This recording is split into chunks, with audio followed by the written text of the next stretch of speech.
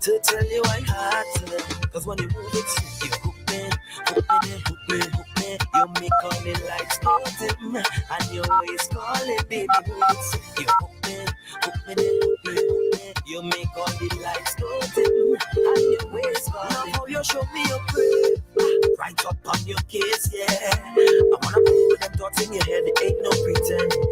Please don't get me wrong, this feeling is so strong. Single play, come let me create some memories. So take the good life, WEFM, SVG. Voice of the Man, Bongo Prime, representing for Activated Mornings on WEFM 99.9. Ah.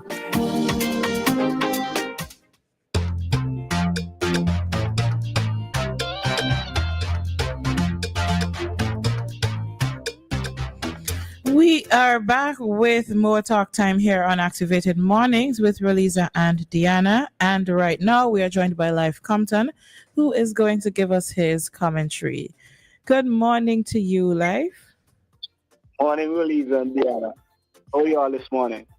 We are all right. What about you? Yeah, I'm cool. What about how the Independence treat you all? You all had fun yesterday? I had some fun. It wasn't bad for me. I mostly spent it home, but it wasn't bad. How was yours? Me too. I spent it home also. I didn't want to get out and about in all that traffic and crowds and that. Okay. Oh, we getting all life? Yeah. Oh, look at us.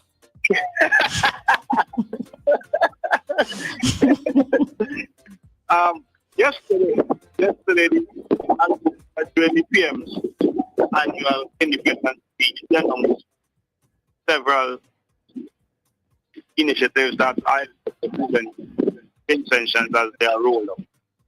So I just want to say, Oga Vinces, man, Oga, no matter which party you are support, we have to have some common sense in these things, right? I see people criticizing some of the fiscal initiatives that EPM announced, comparing it to the kids just pay double salaries or whatever. We know that money coming from CBI, we don't have CBI. And I'm thinking, even if we have CBI, because of the destruction that caused by several other disasters and things we couldn't control after the economy so bad, I don't think now is the time to be basically criticizing the government for not doing exorbitant things like we want. You know, there were a lot of stuff announced to benefit people, right? And for instance, there's a 3% increase for public servants. And people say, 3% is not nothing. But at least we get something now. So be grateful. It might not be that much in some people's eyes, but it's what can be afforded at this time. The main focus in things right now is still about helping people affected by barrels, still getting houses fixed. And then within that, we still have an election this year. And while I am predicting an 8-7 win by the ULP, I'm not a psychic. That's just my thinking on it. And we have to understand, I don't know how many people listening, well, a lot of older folks listen to this program, so they experience regime changes already. A regime change is not something that always goes very smoothly. And right now, I don't think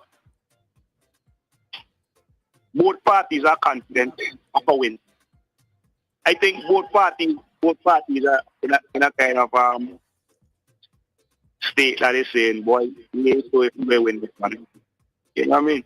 And within that context, we saw that the Prime Minister announced several initiatives aimed to helping people. And like some of the comments I've seen on social media shows that the country is indeed split down the middle with everything. So I'm just asking people to just exercise some common sense. Another thing I see people complaining about is that the teachers that were fired during the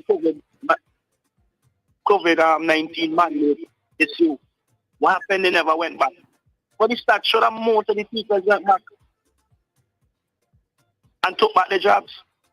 I met, just on my daily running, I met 3 different teachers that didn't go back to the jobs, right?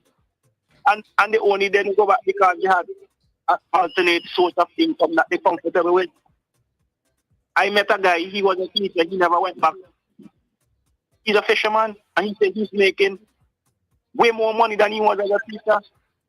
I met another lady, she's running a shop, I want to say where, and she also said that, well, I didn't go back because I satisfied with the income I'm making.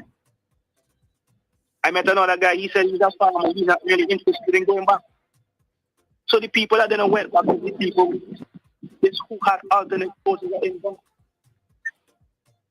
You know what I mean? So like, sometimes we got all the common sense and the politics. Politics is like turn people into some special kind of animal.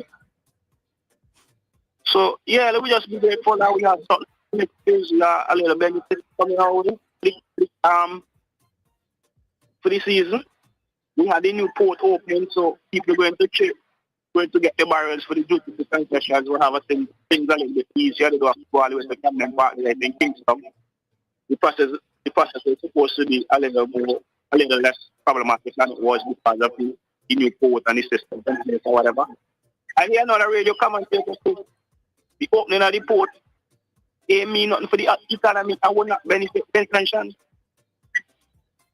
And certain countries that want to make things into the hub because of the capabilities of the port, that is not going to happen.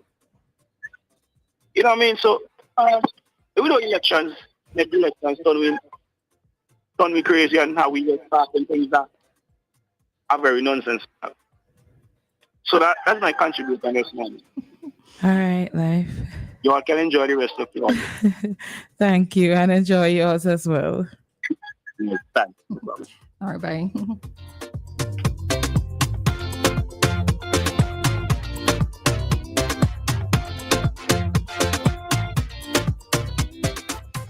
That was Lyf Compton bringing us his commentary this morning. Spoke on several things, including the attitude of some persons as it relates to the goodies that were announced at Independence, among other things, and our behavior in this political season. Roleza, over to you. Over to me. You didn't have anything to add? I'm gonna come back. Okay. All right. So I'm listening to Lyf's commentary. So let me start with one of the last things that he mentioned is I noticed it yesterday, even with the PM, and when he was speaking, when he said he was calling on persons who had abandoned their jobs that they could return, right? And I keep hearing that this call being issued. And like Lyf, my whole thing is that I think the PM and whoever else needs to just stop with the call, because whoever wanted to return, by now they would have returned. All right. They if they chose to do so, they would have done so already. So I keep hearing this call. But and as I was having a conversation with yesterday with somebody, I am still of the view that even though persons have returned or have been allowed to return with their benefits, etc., I still, in my deep soul, and this is my deep soul, that many persons, although they have returned, they still hold it against the administration or for what's happened, right? Now, again, I am not saying that they should or they need to, but I can understand where they're coming from, all right? So that to me is just another whole conversation.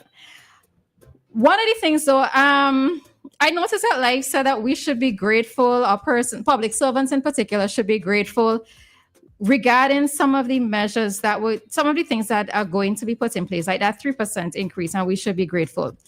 I think one of the things that many persons are not looking at as well is that persons are comparing what was said in the PM's goodies to what the NDP has promised. And what the NDP has promised is a little different and significantly better.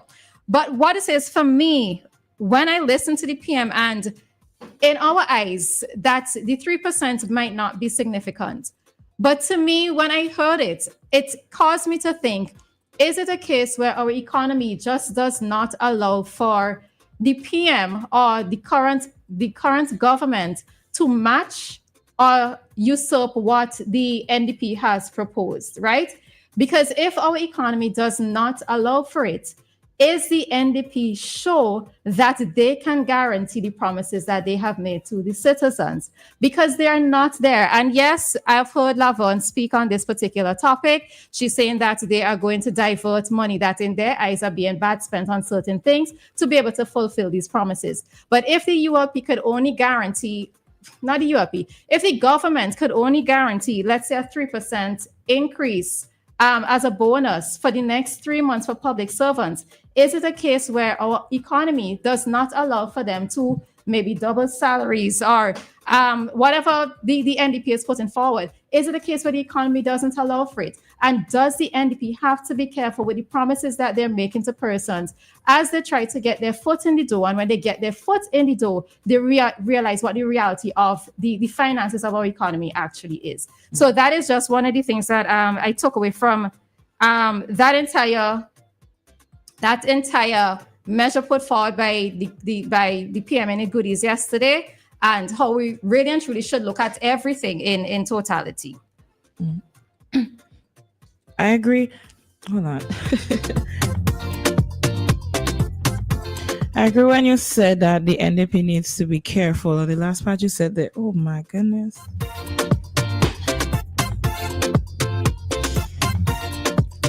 Excuse me. All right. So I agree about that part there. I agree with the part about the NDP being careful with the promises they make. But I also want to say, just because the government give certain gifts or propose certain things, while NDP must be careful what they are promising, because they're not there and haven't been there for a while, and we assume they're not really sure what's going on. Just because the government says they're giving us something, that doesn't mean that's all they can give.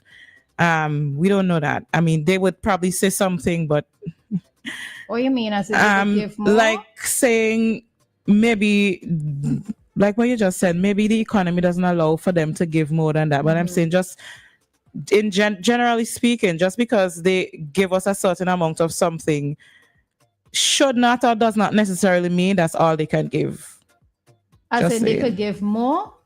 I'm just saying, like, generally speaking, just because they give us a certain amount, like instead of saying, oh, well, maybe the economy doesn't provide, like what you just said, or maybe this is all they could. I'm just saying, just because they give us something, generally speaking, that doesn't mean that's all they can give. It doesn't have to mean that's all that they can give. It could mean that's all they're choosing to give. You don't get so as in they probably have the ability to give us more, but they choose to give that amount. So it's not necessarily that they can't give more. Okay. Right? One more thing. So Lyf spoke about being grateful, and of course gratitude is a must. But I look at things differently sometimes, most of the times. And while gratitude is a must and we must be grateful when persons give us things, because of course there's the old argument, they don't have to give you. There are certain things that I think the gratitude is a must thing. Let's just put it simply and say that it probably would not always apply to everything, because this is something you usually hear, whether it's a raise in the salary or it's a gift or some donation or something. People like to say, oh, well, at least they're giving you this, at least you should be grateful. But if I am being asked to help build the table, then when you throw certain crumbs to me on the floor, then I don't really think that I ought to be necessarily grateful for those crumbs if I am being asked to help build the table that you're eating on. Right? And that's all I'm going to say. That's it.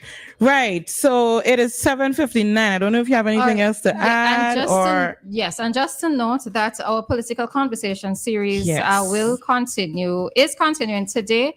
And at about 8:10, we will be conducting our interview with Dr. Kishore Shallow, the NDP's candidate for North Leeward. All right. So you want to stay tuned for that interview coming up at 8:10.